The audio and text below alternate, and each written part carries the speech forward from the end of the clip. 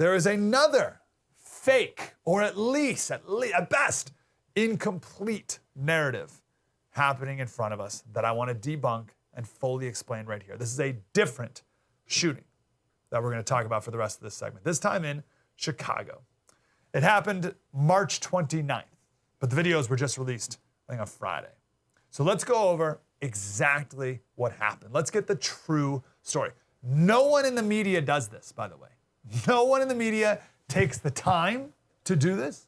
No one has, I believe, respect for you enough to show you the full context, right? Local news gives you like a little 2-minute package of it. Don't even forget about cable news, right? No one has respect for you to sit down and just take 8 minutes and lay it all out, full context, full story, and then you can decide what to do.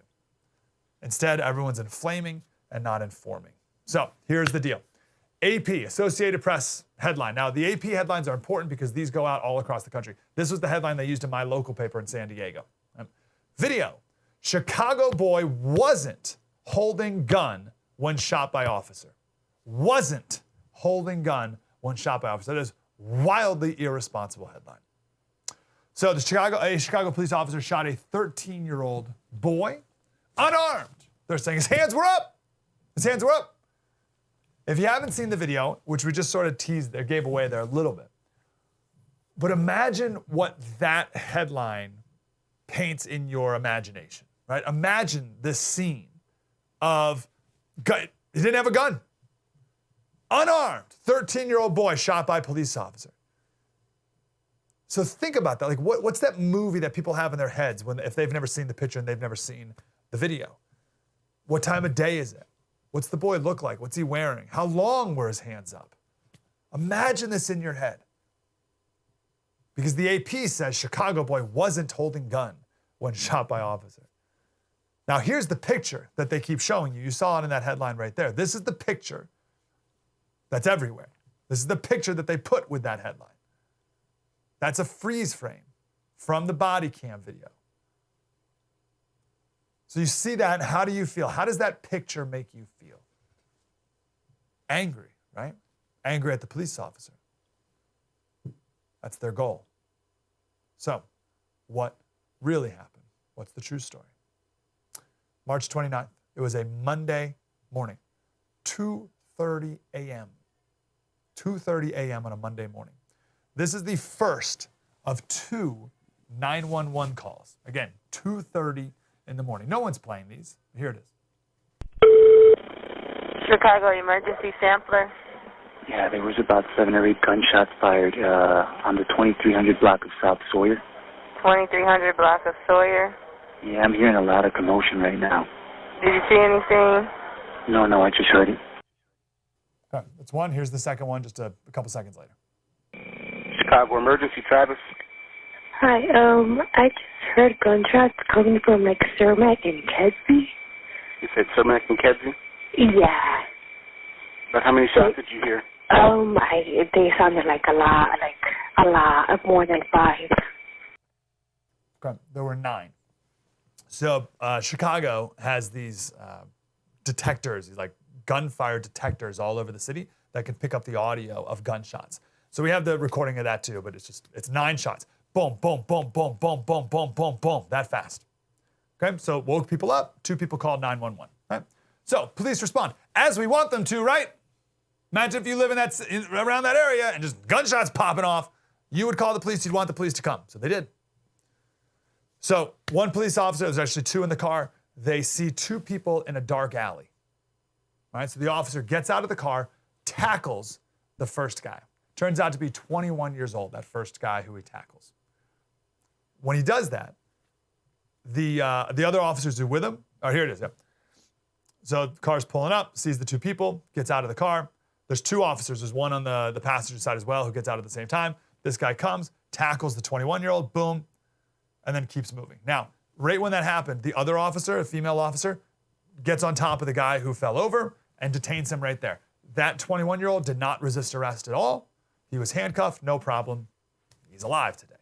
Right? When he knocked that guy over, that 13-year-old, we now know he's 13, ran away. Okay? Here's the video of that. Now, before we play it here, first, it starts off with no audio. I don't know why the body cams are like that. There's no audio for the first part of this, and then the audio kicks in. I don't know what the deal with that is. The reason I want to show this to you, and the takeaway, for me at least, was how fast this happens. All right, again, this is 2:45 in the morning now. It took about 10 minutes to respond. It's 2:45 in the morning. It's black. It's a dark alley. Before we play the video, actually, guys, can you put the picture up one more time? Put the picture up that the media is showing, okay? That's all you're seeing. Now, when I see that, I think, okay, this officer came up on the guy, the kid had his hands in the air for a couple seconds, and the officer shot him. So let's see how fast this actually happens. So officer, not the first guy over, he's detained, just keeps going, runs after the other guy who turned out to be 13. Watch how fast this happens. Please stop! Stop right now! Hands! Show me your hands! Stop it! Stop it! Shots fired! Shots fired! Get an ambulance up here now! Look at me! Look at me! Look at me! You all right? That's how fast it is. It's that fast. We have all the full video, if you'd like to see it all, on our website, mikeslater.locals.com. You can watch the full video there. And 911 calls and everything. We have it all on the website, mikeslater.locals.com. We have all the body cam footage of all the officers and everything. When the AP says, the Associated Press says, Chicago boy wasn't holding gun when the officer was shot, what they don't show you, what they don't tell you, is that 13-year-old, as he was running away down a dark alley, as officers were called with shots fired. They don't tell you about this, now we know 13-year-old, running, stops, pulls a gun out of his pants. As it's coming up, he tosses it to the side of the fence, behind the fence, and then puts his hands up. Pulls the gun out of his pants. That's what the cop sees as he turns around and faces the officer, turns around, pulls the gun out, tosses it, hands up. So the time that it takes from this to this, that's what the officer had to make a decision on whether or not he wants to get shot or not. And the media takes, they don't show you any of this. They don't show you the run. They don't give you any context as to why police were even called in the first place. So they don't show you this, they don't show you this, they don't show you this, they don't show you this, they show you boom, that. That is a freeze frame of a microsecond. An absolute, I'm not even kidding when I say 100th, 1,000th of a second, 0.01 second freeze frame. And it doesn't show any context about what happened at all. Wow, that was deep and insightful. I want more of that. Like, subscribe, get more.